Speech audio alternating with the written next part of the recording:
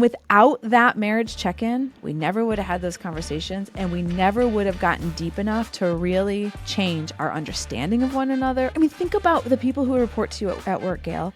You have performance plans for them. You have clear KPIs. You're doing weekly, monthly, quarterly check-ins on how are you doing it. We are not doing that in our marriages. We're assuming it's going to be up and to the right, and when it's not, we panic.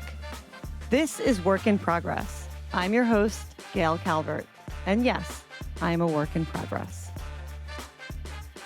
Today, I'm joined by Tiffany Sauder, founder of Element 3, host of the Life of End podcast, mom of 4, and someone who's refreshingly honest about what it takes to make marriage work when everything else is moving fast. We talk about the check-ins she and her husband do, what they've learned through therapy, and why she believes marriage deserves just as much strategy and intention as building a business. This one is full of honesty, practical tools, and a reminder that none of us have it all figured out. So let's get into it. Hi, Tiffany. Thanks for being here. Yeah, sure thing. I have to start out by just saying that I've, of course, listened to your series on marriage. And for any listeners out there who are, taking in our conversation, they may think like me, wow, I never knew that there were couples that actually were this intentional about their marriage and working really proactively on it. I was, one, impressed. And also, two, I'll not lie, a little bit overwhelmed. Like, wow, how do you do all this when you also own a business, have 4 children? Yeah, well, maybe I want to make sure that I preface for your listeners that I am not a marriage expert. I just happen to be in a marriage, and I have done that for 20 years, been married for 20 years. So this is not something that I'm not like a family therapist or anything like that. It's really kind of this intersection of expecting excellence of every area of my life and believing if you want uncommon outcomes in any area of your life, that it's going to take an uncommon effort. And so we can't become uncommon in every area of our lives at the exact same time. But over years of a lot of intention, really coming from a place of a lot of brokenness and fear that I was going to lose it all, that I was going to lose my marriage, that I was going to lose my business, that I was going to lose my version of the fairy tale of having a nuclear family and kids that had a mom and dad, my husband and I were on autopilot, and there were a lot of demands on our lives, on our time. There were a lot of external things that were pulling us in a lot of directions that was not towards one another. In the striving, we lost one another and had to work really hard to come back together. So, I've been on a lot of stages and received a lot of awards. I don't say that in a way to self-glorify, but none of them have been for being married for a long time. My ego was chasing a lot of performative things because I love to achieve. I'm a firstborn. I'm a 3 on the Enneagram. I love to be in the foreground. I love to have impact. I love my days to feel busy. I love all of those things. And those things are not inherently bad, but they can become the parts of you that take away the thing you most want in life. And so when I say that, the things I've learned, the practices that my husband and I have in our relationship, and the striving for excellence that I have in this area of my life came from rebuilding it from a place of intense brokenness. So I offer that as a backdrop. I'm not an expert, but here we are. I so appreciate that. And I relate to everything you're saying, except the point where you have then, you've taken that step to be intentional, but everything that you just described describes me as well. You went through obviously some really hard times. When did you decide, or when did you realize that you needed to be more intentional and not just like, my friends and I roll our eyes like, oh, go to couples counseling and they say, when was the last time you had a date night? Well, date nights don't fix marriage problems. One of the first things that we need to do is normalize the honesty of saying my marriage is in a really hard place. When we were going through a really hard time, I didn't know who I could say that to. And so we have, in our shiny, suburban country club, well-dressed, well-heeled lives, there's kind of only a place for that in the gossip circles, not in the like real life, like, hey, this is like actually super hurtful and really deep, and I'm trying to work through this. So I think one of the first things is having the courage to say it out loud before it's at, hey, we're getting divorced, because that kind of is the nuclear bomb that gets launched and everybody's like, oh my word, I had no idea. It's like, that's terrible that's culturally the way that we've sort of plumbed our 2 career, households that we're all living in. But for us, it was literally, there were some things that happened where we both realized that we had some real work to do to move forward. And I really did not know what moving forward looked like. I knew that we had to get clarity. It was either we were moving forward together and we had a way to repair and make whole again this marriage, or we were going to need to learn how to move forward without one another. But we both knew we were at a crossroads. I remember saying to him in the kitchen, kind of this idea of like, we're both firstborns, actually. He went to Princeton, he played college football, he's incredibly smart, he's incredibly talented, he's been, decorated his entire life. I'm like, we both deserve more than the mediocrity that is our relationship. Like, nowhere else would we settle for this. We would fire this employee, move away from this group of people. We would not continue to subsist inside of this. And kind of seeing that outside of yourself was helpful to kind of come above it and say, like, this is not okay. It's not okay for me, let alone, yeah, I'm hurt and I'm mad and all the things. But neither one of us deserve this mediocrity. We have worked too hard at life for this to be what this is about. We needed, let's call it just professional help. And so we started off going to counseling, like you were saying. It was like one day a week. And it was always on Tuesday at 1:45 in the afternoon in the middle of the rest of my life. And you'd have to drive there. And it was like 20 minutes was spent scheduling the next one and paying for the session. I was just like, I can't do this. This is not working for me. Yeah. We did that, and it's like look into each other's eyes, say this, repeat back to the other what the person said. I was like, this is just not getting us where we need to be. It was just too slow. We went to, it's like marriage boot camp called Hope Restored. It has a Christian backdrop to it, though I don't believe that's a prerequisite to attending it. And we were there, I think 4 nights and 5 days, and it's the two of us, 2-on-2 with therapists, and they say it's the equivalent of 6 to 9 months of therapy. And maybe even a year. I mean, you work through a lot of stuff. So that was kind of the reboot that we needed. When we pulled up, my husband was like, I feel like we're in like pulling up to juvie. And it did feel like that. It's like, leave your phone in the car, outside world, be damned. But there was this sense of both of us acknowledging where we really were that I think was the beginning of the healing process for both of us to say, this is really where we are. We are not, we're both proud people because we're who we are, which is, we're leaders, we're in charge, we're all this kind of stuff. We don't need help. That was kind of how we started our journey. But we don't go back to therapy every year, but I can kind of explain what we do now. So for our listeners who are thinking maybe they can't do this 4-day thing, or because I know you, like I said, you have a series on marriage that our listeners should definitely go check out for more details on all of this, that you and your husband, you even have your husband on the series talking through issues. Was really, really interesting to listen to. But we'll give an abridged version here today, right?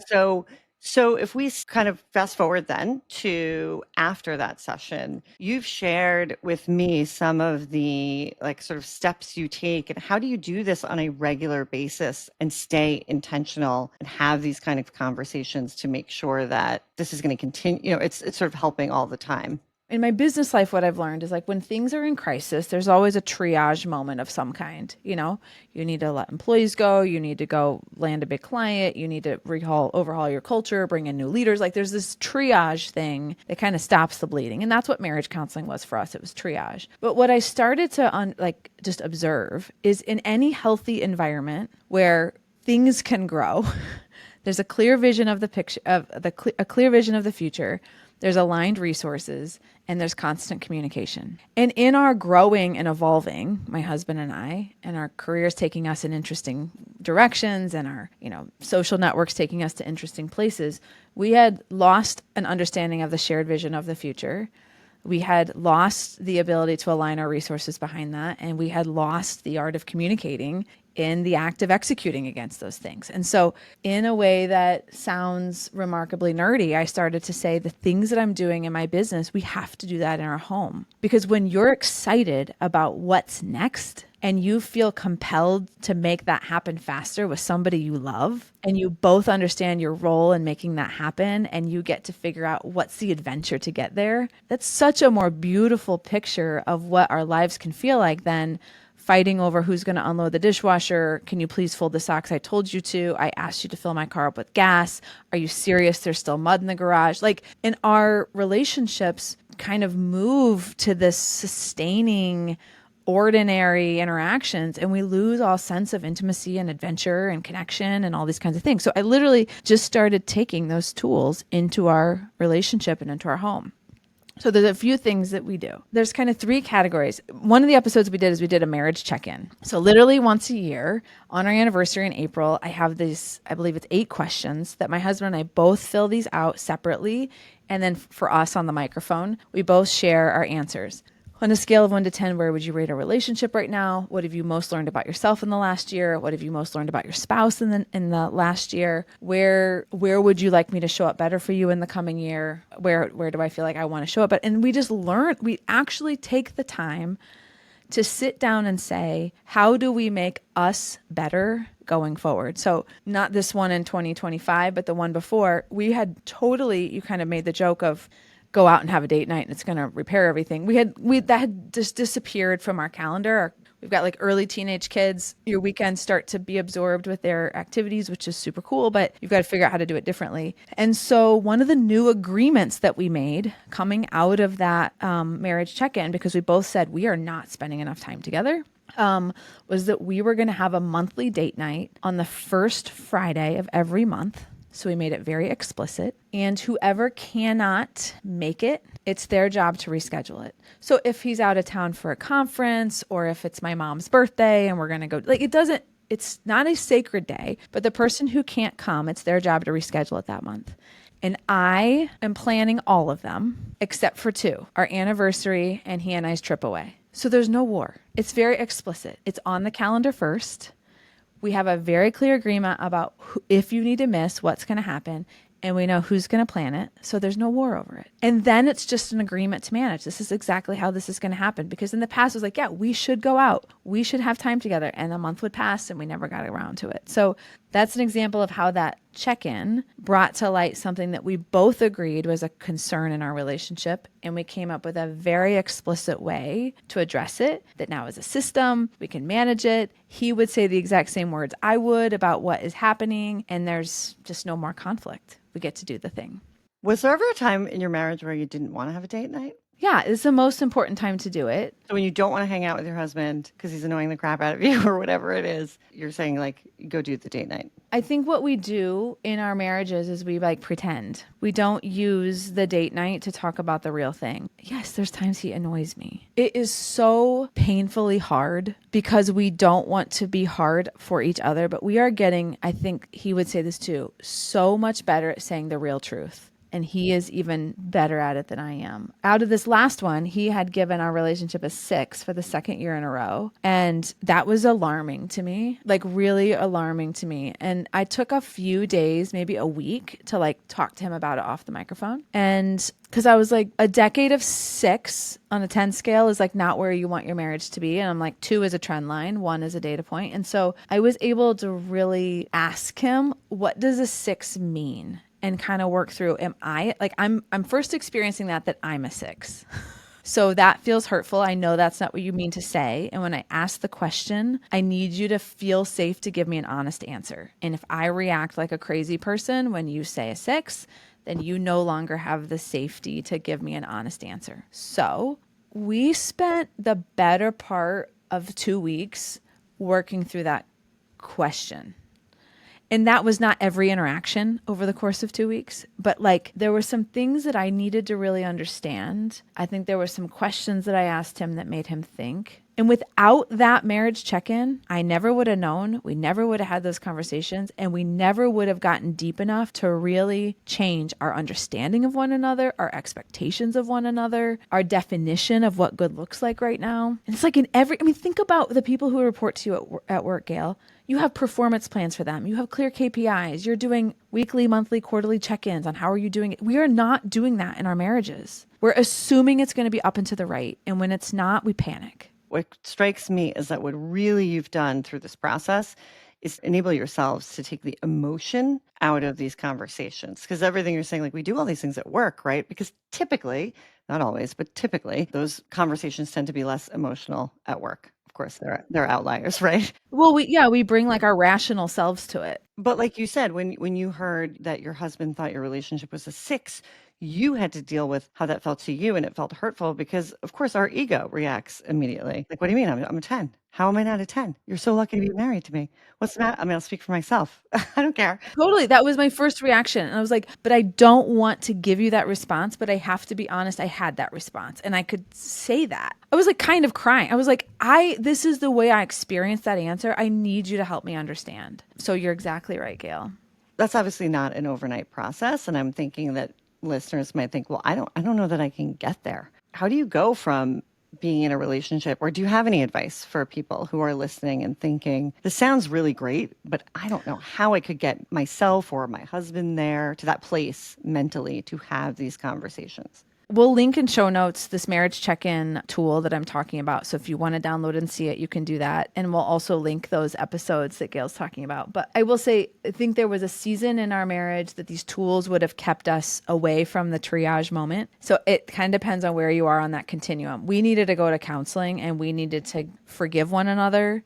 And we needed to commit to the next version of us. But what I knew was that our old patterns were not going to get us to a new version of our marriage. So the tools that we learned in counseling certainly taught us listening, certainly taught us some communication. But I needed an infrastructure to be able to put our communication on so that I could manage that like I do everything else in our family. So my husband and I, when we go out on our date nights, we have a shared note on our phones and we have business topics and we have relationship topics. So business topics are things like we have a 16 and a 13-year-old. We need to start teaching financial literacy. I need to get his perspective on what's important to him as we're training our girls in this season of life on that topic. I had my own experience as a kid. I have my own sort of framing for how I want to do that, but that's like a business meeting that he and I need to have on because he travels a ton. Our days are busy. We're not going to talk about this on the sidelines at a volleyball game. Like this is real talk. And then me saying like, okay, do I have permission, not permission from him, but does this make sense if I would go set this up? This is kind of how I'm thinking of framing this. And so we can get really aligned on some of these things like the business of our family and these core things that we want to do. Or we're in travel volleyball right now and it's a huge commitment for our family. They had a tournament on Easter weekend. We're Christians. And I was like,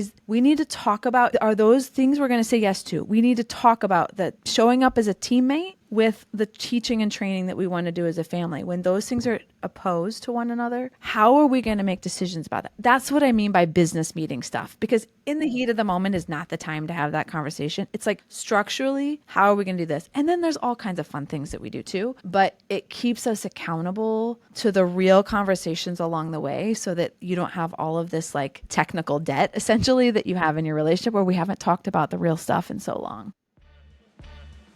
Hey there, quick pause. If you're enjoying this episode, drop a comment right here on YouTube or Spotify. It could be a moment that stuck with you, something you related to, or maybe you have a question that you'd like us to answer. When you do, you'll be entered to win some work in progress swag. We're talking super cozy hoodies. It's free, it's cute, and who doesn't love a good hoodie? All right, let's get back to it.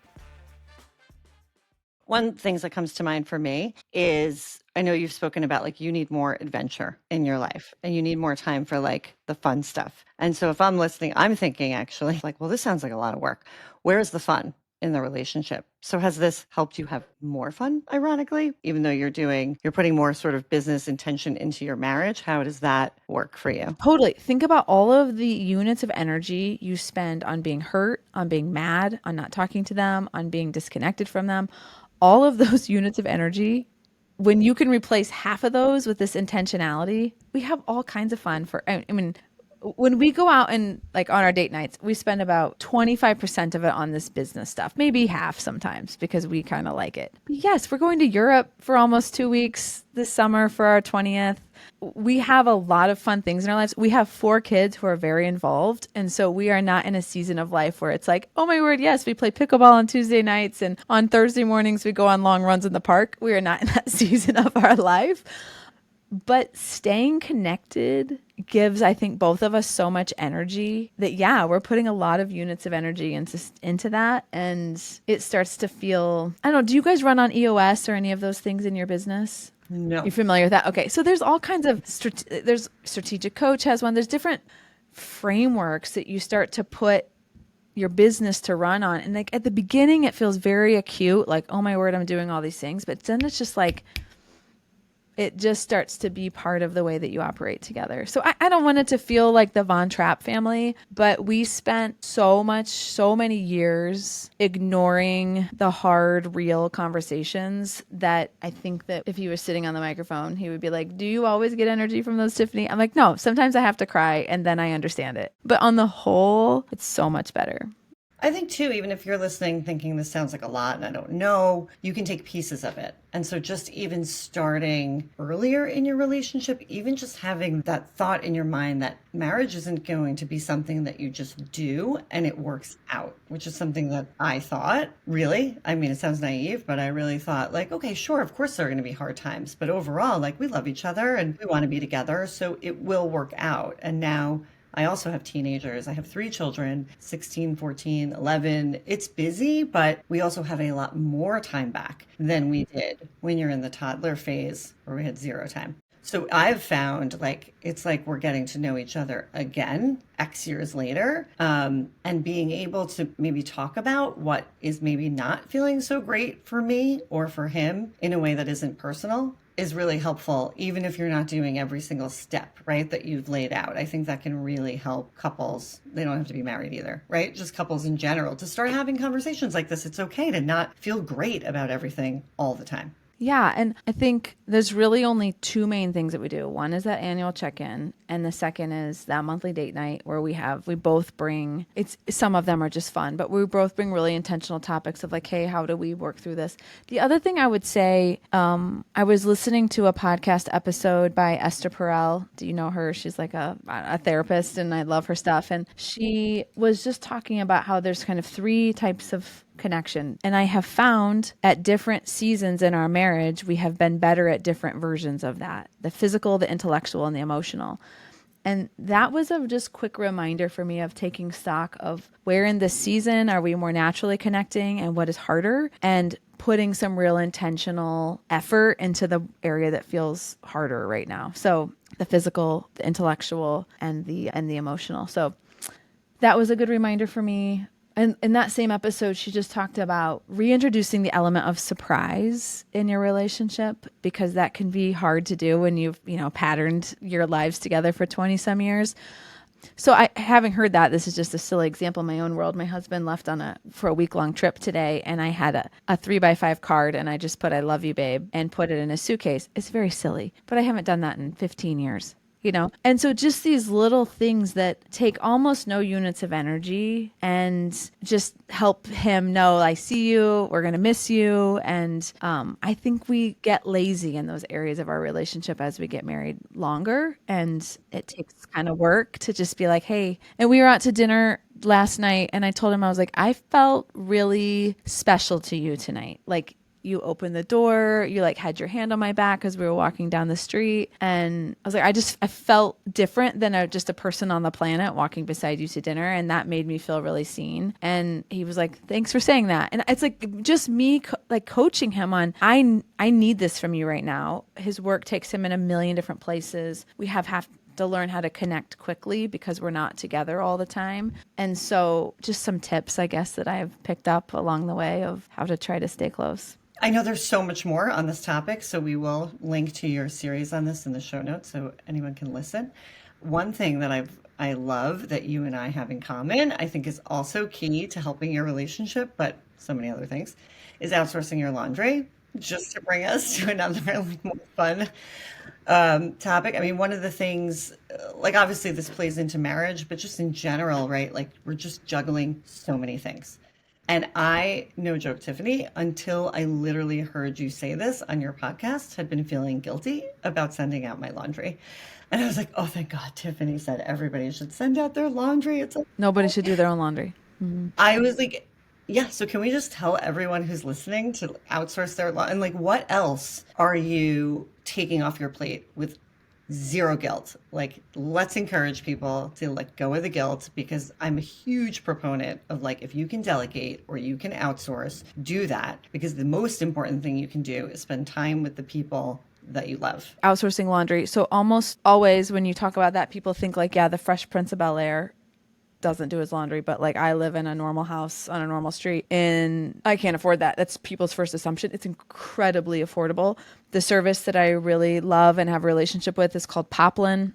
It's a nationwide service. You literally put your laundry in a garbage bag and put it out your back door. And in 24 hours, it comes back washed and folded for $1 a pound. So a white kitchen trash bag stuffed to the brim is like $20. And if you use the code Tiffany15, you get $15 off of that first order. So I'm a huge fan of that. You're exactly right, Gail. For a family of 4, you're going to get about 4 hours of time back. For my family of 6, super active, lots of beds, all the things that need to be washed. I estimate 6 to 8 hours a week back. Plus, I don't have the visual clutter. I'm not managing my kids. I'm not folding laundry after 9 p.m. Literally don't touch it. And I think everyone should try it for 6 weeks. You don't have to do it for the rest of your life, but going into summer or into the holiday season where you just need a little more capacity, it's even if you don't do it every week, use it as a relief valve. My husband and I haven't intentionally taken, not every year, in your adult life do you make more money, but as it's kind of up and to the right in the general trend. And so we have decided to take a portion of the money that we sort of earn more of next year, and we take some percentage of that and put it towards outsourcing something as a way, as the complexity of our life scales, that we are able to get rid of some version of that. I am so surprised, Tiffany, how hesitant my friends or any women I talk to are to even give people, I don't know if you want to say the word outsource, but like give up control of certain things. But then you're just bogged down with everything. So yeah, what else are you taking off your plate? Oh, I outsource a lot of things. I talk about what I outsource because I want to normalize it. I think at least our generation feels a little more comfortable having a housekeeper than my grandma did. The idea of outsourcing your laundry and somebody else folding your underwear still feels pretty foreign to people. And it's like, great. I mean, I have like so much time for other things I want to do. Yeah, be with my kids, explore other business opportunities, take care of myself, work out, like be with my friends. And life is not like, perfect, but I have time for a lot of other things. The other tip I give is have a handyman come to your house every 90 days and make it their job to call you every 90 days. Keep a note on your phone that just is like, the curtain rod is broken. The knob went through the bathroom wall again. The light bulb is out in our stairway, like, where I can't reach. Just the stuff. And that way nothing is ever broken for more than 90 days. And if you have people living in your house like I do, things just get wear and tear, and it keeps you from having to set 10,000 little appointments. They clean our filters. They refill my water softener. They check my gutters. Like, they just have a checklist of things that they do for us, and it's super helpful. So Okay, I have a question about that because Tiffany, I have been looking for a handyman for probably 15 years. We've had people come over to do certain things, but we always find like contractors are either we got to gut your house, right? We're gutting the whole thing, or big projects. Like, how are you, and I'm sure other people, finding, somebody that will come and do that kind of work? I think I'm a heck of a networker. Like, my yard guy is amazing. And so I'm like, hey, who do you know who does? Like, other people who are doing great service for you. I do tend to be like people who are like have locally owned businesses. I tend to really glob onto them and share them very well. Your hairdresser is a great person to ask. Like, who have you heard that has a great handyman? So I think I'm a really good networker in that way. And I don't know. Or if somebody comes to service your house that just does a great job, be like, can you do all of this? Like, maybe they're an HVAC person, but what I'm asking them to do is not rocket science. I just need it done. One thing I have to ask you, you have 4 kids. So what related to the kids do you outsource? Do you have people help like plan birthday parties? And like I hired an empty nester mom locally who was just so excited to have something to do. And she used to come over for a bunch of hours a week and help me with like go to Party City to do this, that, or the other. I'm dating myself. This is before like DoorDash and Uber and all that, where now you can get anything delivered. What about that with kids? Well, I still have a 4-year-old, so I have a nanny still, and she's pretty full time with us, and she actually drives my volleyball kid who is in travel volleyball. If you have a kid in travel sports, when I say those words, you're like, oh, it's a huge commitment. She takes her to her practices, which are 5 to 7:30 p.m. 2 nights a week for 6 months. My husband and I did the math, and the number of hours it would take for us to do that is just insane. So she's our nanny during the day, and she's our driver at night, and we flex her schedule so that works for her. We have a house manager 8 to 10 hours a week. So she's not even really totally part-time. And she does a lot of the things that you're saying, like take stuff to Goodwill. She picks up the house and just kind of keeps things going. She manages some of our other subs. So when I say we have an army of people helping us, and we've like literally over the course of 15 years, just what else can we outsource so that we can spend our time raising our kids and living our lives and running our businesses? And I'm super grateful that my husband is supportive of that worldview, that like, hey, we can have bigger impact in our lives in other areas. Because once even maybe your skeptical partner sees like how much less stressed you are, how much more time there is, those things, it starts to make a lot more sense. And even for people who might be listening, you don't have kids, but you have aging parents, you have, we all have a million things. I'm thinking of ways that this could help me, even just helping my older parents. Yeah, I think one of the pieces of pushback I get a lot is like, well, your kids are gonna, they're gonna be on their own someday, and they won't be able to afford all of these things. It's like, I hope my daughters are outsourcing their laundry to Poplin at college. Like literally, it's so affordable. If they're graduating in their first job out of school, it's completely financially accessible to them. And my kids don't have to do every load of laundry from their childhood to know how to do laundry. Like they know how to do it. I've made sure that skill is trained, but they don't have to do every single one, and they're doing really cool things in other areas of their life, and I just don't want to manage it. No, I love that. Okay. I have to ask you some super fun questions. Sure. These are a surprise. Okay, let's do it. What is your one guilty pleasure? What is the thing that you have to have no matter what? My skin is probably like, my husband would say I overspend on my skin, probably. Okay. I don't know if that's a guilty pleasure, but like I'm pretty consistent with my facials. I'm pretty consistent with, the things that just sort of, I want to look my age, but I'm also fine assisting it a little bit. So, I don't know. I feel like that's probably the area where I just like, I don't get my nails done. I don't get massages. But see, now you're validating your guilty pleasure. No, I'm just saying like, I don't really like have things, what I mean? I feel like my skin is probably the place where I just like spend, and I love clothes. It's probably the two things. Me too. I love shopping. Okay. Do you like music? What's your hype song? I have terrible taste in music. You don't need to have good taste. What is the song that you put on when you need to like get pumped up or happy or play with, dance with your kids? Like what's your go-to? Well, Pat Benatar, Hit Me With Your Best Shot is my karaoke song. So I feel like that's kind of in this vein. I feel like that's kind of an anthem. Like, go ahead. This is amazing. So if you're at karaoke, like we know you're getting up there and you're singing, Hit Me With Your Best Shot. Yes. Nobody can keep you down? No. And if I can get ahead of the queue with $100, I'll do that too. So I would say I'm most likely to karaoke from my group of friends for sure. Okay. I love it. All right. Coffee or tea? Coffee. Iced or hot? Hot. No matter what the temperature? Outside? Yeah, I don't like iced coffee. I don't get it. And I'm a chugger. So the whole thing is done in like 3 seconds if it's cold. I think the hot just slows me down. All right. Well, now you just led me to the next question, which I wasn't going to ask you, but you brought up chugging.